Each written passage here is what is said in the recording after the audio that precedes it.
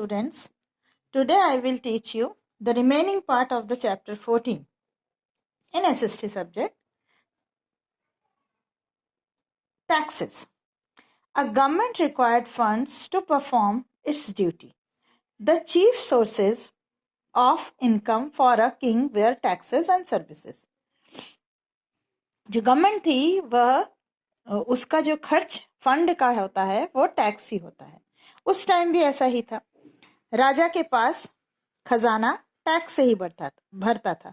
लेकिन टैक्स का फॉर्म कैसा था, टैक्स कैसे पे करते थे, क्योंकि तब सिक्के वगैरह और नोट तो थे नहीं. कैसा था? A farmer paid 1/6 share of his produce called the भाग to the king.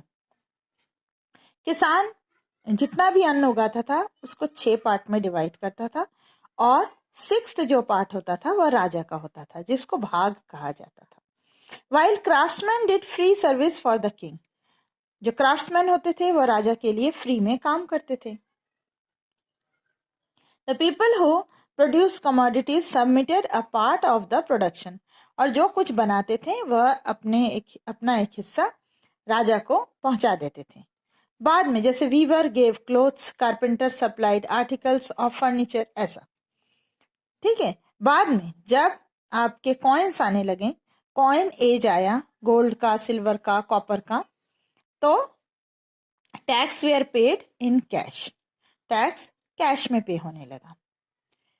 Social life. वैदिक एज में सामाजिक जीवन कैसा था? सोशल लाइफ मीन्स कैसे शादियां होती थी, कैसे कास्टिज्म सा, लोग कैसे व्यवहार करते थे, ऐसा. नंबर ऑफ जातीज और cast came into being, which were rooted in particular occupations like those of weavers, ironsmith, goldsmith, washerman, carpenter, etc. इन्हीं के बेस पर जो वो काम करते थे, उन्हीं के बेस पर जाति और कास्ट बने, जातियां बनी. अब कास्ट सिस्टम बिकेम रिजिड. जो कास्ट सिस्टम था वो बहुत ही ज्यादा मतलब कम, रिजिड मीन्स कठिन था कि वो कैसे इस जाति से उस जाति में विवाह नहीं होगा, इस जाति का व्यक्ति वही काम करेगा जो उसकी जाति है, ऐसा. That is the son of a weaver could become only a weaver. वो ऐसे ही था कि जो कपड़े बनाने वाला व्यक्ति है उसका बेटा कपड़ा ही बनाएगा और उसका विवाह भी वैसे ही किसी कपड़े बुनने वाले की बेटी से होगा. The caste were graded and those considered low were considered untouchable. जो कास्ट जाति को ग्रेड दिया गया ऊंची और नीची में, जो सबसे कम थे उन्हें अछूत कहा गया, untouchables.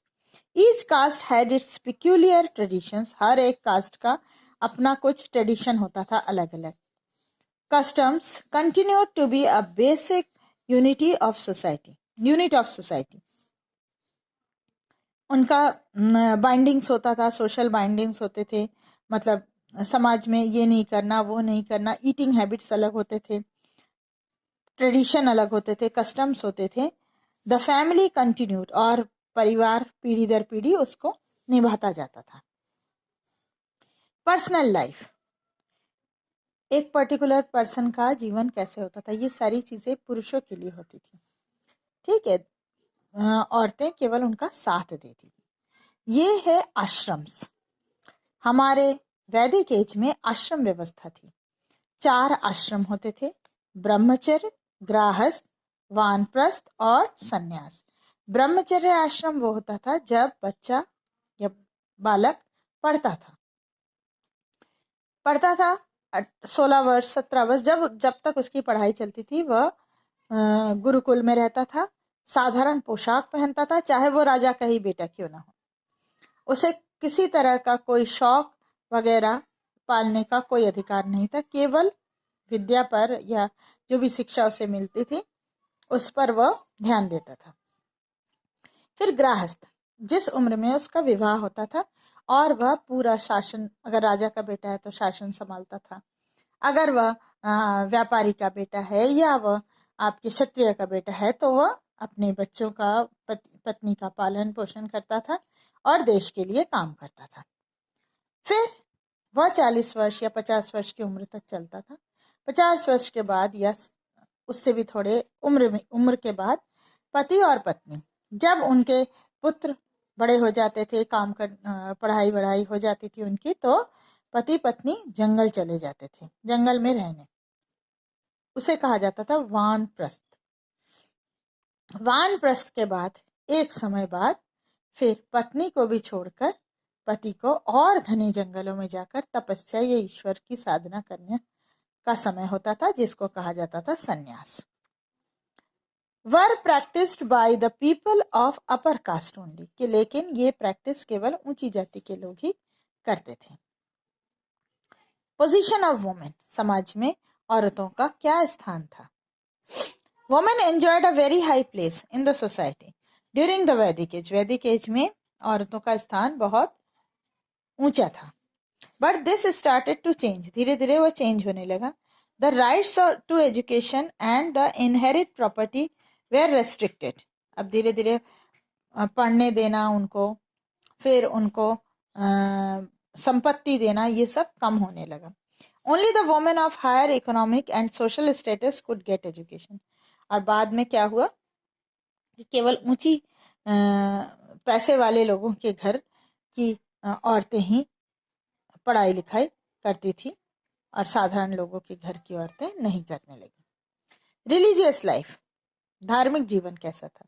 The Brahmans continue to dominate the social and religious life as the religious rites and rituals become expensive and complicated. Brahmans जो थे वो बहुत ज्यादा दबाव बनाते थे समाज पर और धार्मिक जीवन पर। उनका पूजा पाठ और कर्म कांड जो था, जो भी करते थे, वो सब करवाना बहुत ही खर्चीला और कठिन हो गया, कॉम्प्लिकेटेड हो गया। The Kshatriya too sought to study the scriptures in search of new rituals and rites। जो क्षत्रिय थे वो भी पुस्तकों से निकाल कर नए नियम कानून इन पूजा पाठ में ऐड करते थे। A change in language was perceptible as the Brahmins spoke Sanskrit। हाँ, भाषा का बदलाव भी होने लगा क्योंकि ब्राह्मण संस्कृत बोलते थे।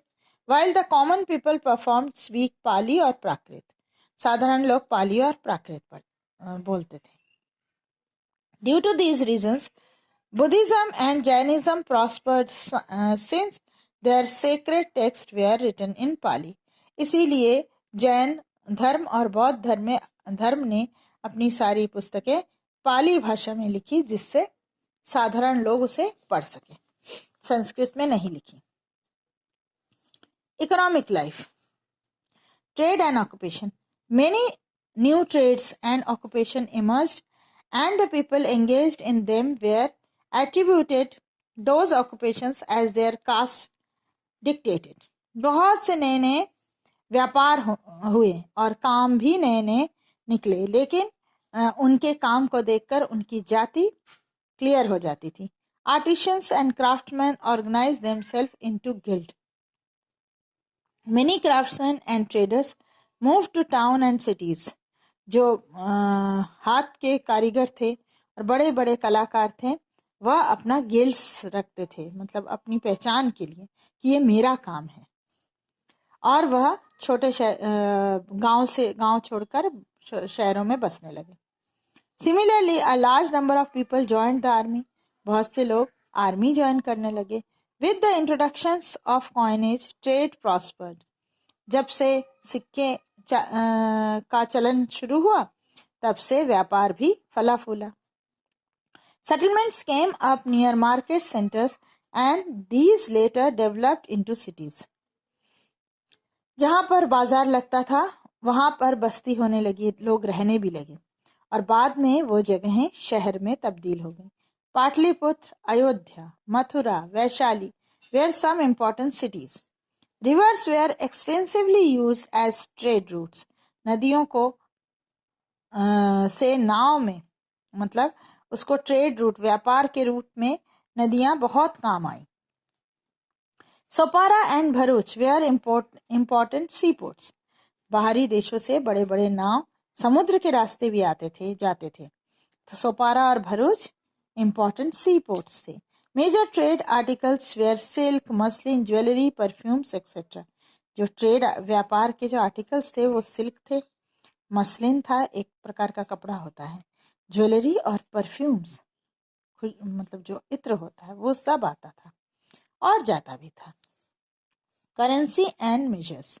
With the introductions of the coinage, the barter system was gradually phased out.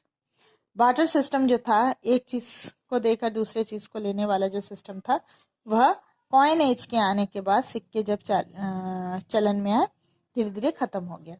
The weights were in the multiples of 16। जितने भी सिक्के थे वह 16 से मल्टीप्लाई होते थे। कभी सुना है 16 आना, मतलब पूरा एक सिक्का। एग्रीकल्चर में दो बड़े बदलाव आए। फर्स्ट कि जो हल था वो लोहे का बना। जब लोहे का बना तो जो मोटी मिट्टी की परत होती थी उसको बड़ी आसानी से खोदकर अच्छा सा ग्राउंड खेत के लिए तैयार हो जाता था। दूसरा था कि second, people began transplanting paddy. This meant that instead of scattering seeds on the ground from which plants would sprout, saplings were grown and then planted in the field. जैसे चावल धान का पौधा लगाया जाता है, वैसी वाली खेती शुरू हो गई। पहले बीज फैलाकर पौधे उगाए जाते थे, लेकिन बाद में पहले पौधे उगाए गए, फिर उसको दूर दूर लगाकर खेत बनाया गया। उसके लिए लोगों की बहुत ज़रूरत थी। तो क्या हुआ? This led to increase productions as many more plants survived.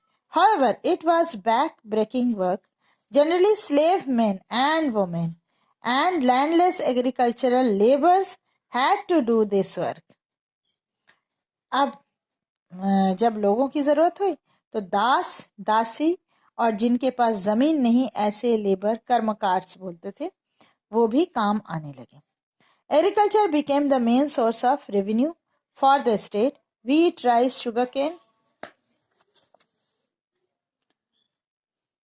cotton, vegetables and oilseeds were the main cultivated crops. ये सारी चीजें कल्टिवेट होती थी, मतलब उगाई जाती थी।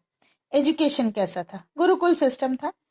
लेटर वैदिक एज में continued in the period and the important centres of learning were Ujjain, Taxila, Kashi and Pataliputra. इन जगहों पर ही गुरु का इम्पोर्टेंट एजुकेशन सेंटर्स थे।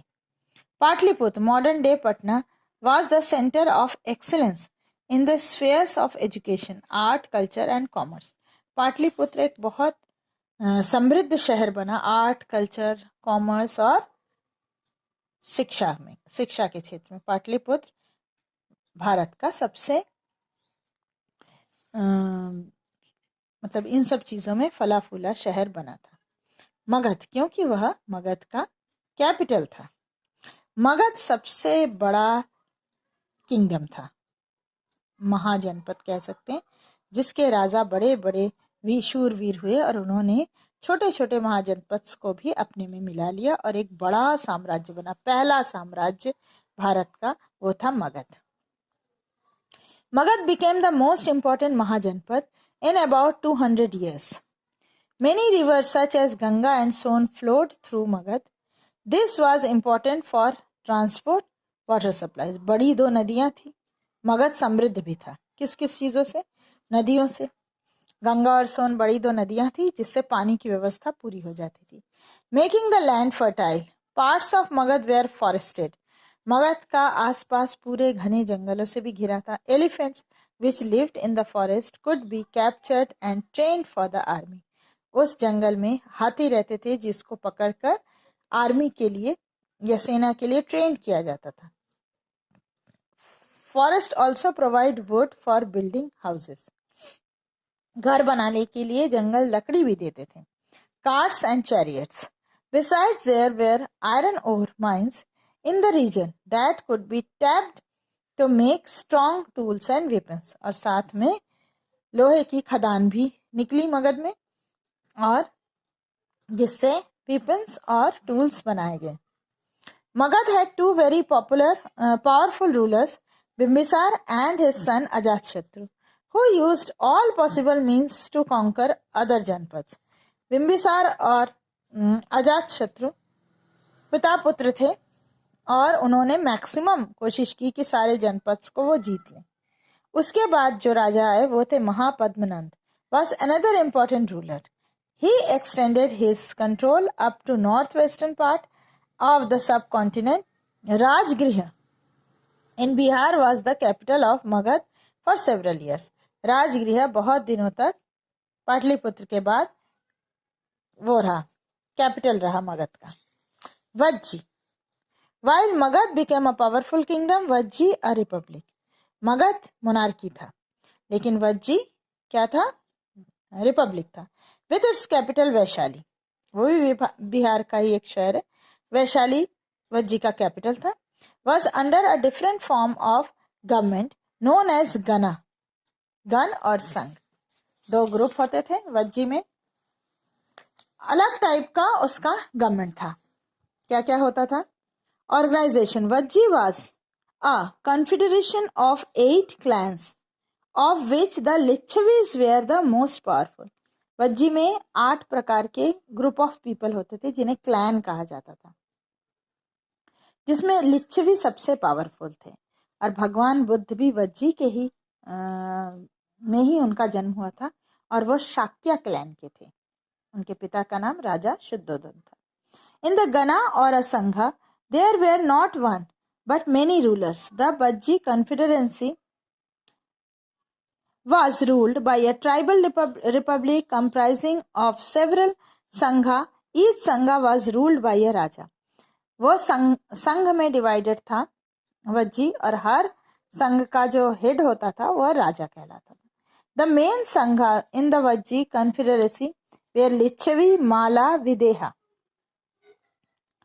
etc. Eminent people were chosen from each of these sangha as representatives, Gan Mukhya, to the Vajji Gana Parishad, people of Council of Vajji. और वज्जी के ये सारे संघ के जो राजा थे वो एक एक मेंबर्स को गना में भेजते थे, और उससे वज्जी का जो गण परिषद था, काउंसिल था, वो बनता था. Chairman of this council was the गण प्रमुख.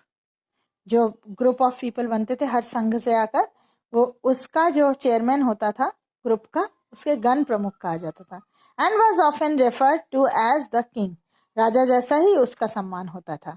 दाउ the position was not hereditary. Position hereditary नहीं था, वह पब्लिक के डिमांड पर बदल जाता था. Some other important executives of sangha, executives of gana were Mahabala Dhikrit, Binish, Chaya Matya and Danda Dhikrit. जजेस होते थे, चीफ जस्टिस होते थे और मिनिस्टर ऑफ इंटरनल सिक्योरिटीज होते थे. ये उनके नाम. This republic remained independent for a long time but eventually Ajatashatru conquered them. बहुत दिनों तक वह इंडिपेंडेंट रहे, बाद में अजातशत्रु ने उन्हें जीत लिया.